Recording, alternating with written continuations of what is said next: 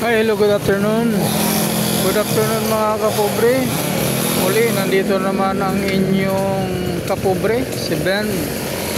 Nandito ako sa grupo ni Rado, yung taga-trimming o taga-putol ng puno. Ang location namin mga kapobre, nandito kami sa Digula Compound. Digula Compound, dito sa may kahabaan ng Gente Road, mga ka-Gente. Corner Gente Road, ang Digula Compound.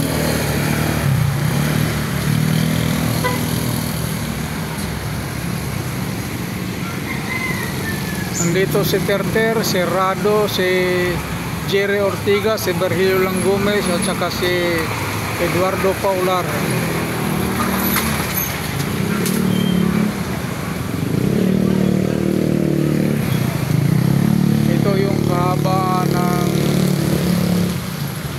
Ito yung kalye ng Digula, yung entrance ng Digula. Ito yun, malaking malapad itong kalye na to. Ang bunga dito ay Waling-Waling Street. Tapos dito naman sa kabila, Ilang-Ilang Street. Ilang-Ilang Street, ano. Magkahanay lang ito pero magkaiba yung pangalan. Waling-Waling, ito Ilang-Ilang, no? Yung isa Waling-Waling, Waling-Waling. Ayan. Dito sa Maka, no, sa Maka Road. Itong entrance ng Digula Compound ay sa Maka Road. Ayan. Ito yung nakikita, ayan, sa Maka Road, no? Itong entrance ng Digula. Medyo malapad ang kalye na to, yung entrance sa compound na to. Pero tinatawag itong Digula Compound. Ito naman yung General T. De Leon Road o Gente Road, no? Hindi ito papuntang Karuhatan, MacArthur Highway. Dito naman papuntang Ogong, no? Ogong One Mall. Tapos diretso ka papuntang Santa Quiteria. Pag kumanan ka naman Pulang Ogong papuntang Pulang Lupa. Yan ang kabaan na to.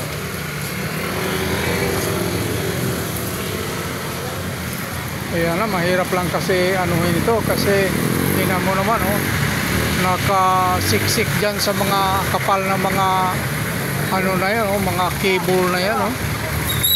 Oh, at least nakuha din, kanina pa silang hatak ng hatak yan, at least nakuha din.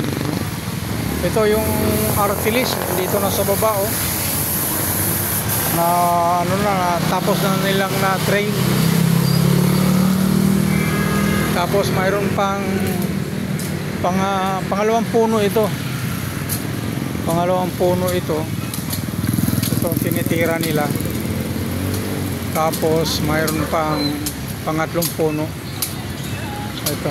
Yung pangatlong puno, yun ang pinakamalaki. Nandoon si Jerry Ortiga sa taas, si Paular at saka si Virgilio Langomez. Bagamat may mga hindi pa nakukuha, oh. Naputol na pero hindi pa nakuha. So,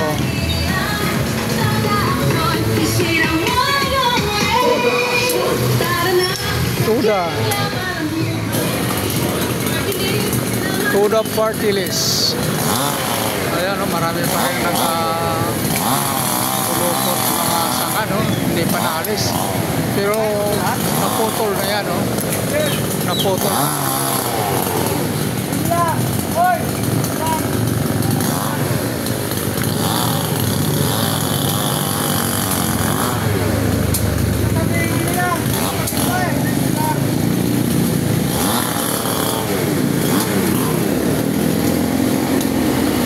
Mabuti nga lang nasunog ang lugar nito kasi kung hindi pa nasunog ito, hindi lalapad itong ano na to, no, mula dito sa ano dati halos walang ano ito, walang space, pati bangkita nito sinasakop. nung hindi pa nagkaroon ng sunog. O nagkaroon ng sunog, inayos na, no?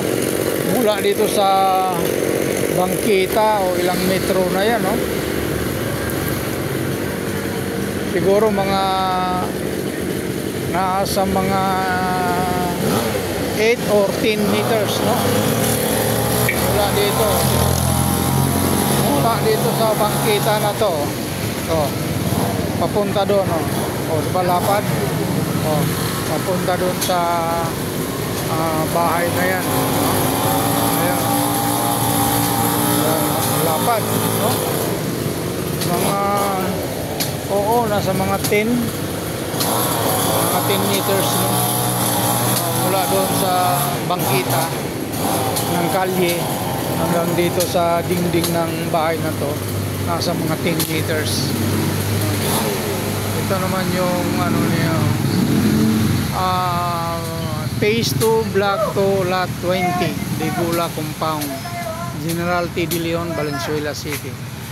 Ngayon ako nakaano nito, tatlo, no? May Phase 2, Block 2, Lot 20. Mayroon palang ganun. Nandito rin ang leadman sa grupong ito, si Conrado Oliveros Pascual. Yan, si Conrado Oliveros Pascual. Yan. Yan lang muna mga kapobre ang ipinakita ni Binser sa araw na ito, January 17, mga kapobre. Bagamat patuloy pa kaming nagtitrain sa mga oras na ito, mga 3:25 ng hapon. January 17, 3:25 PM, mga kapobre.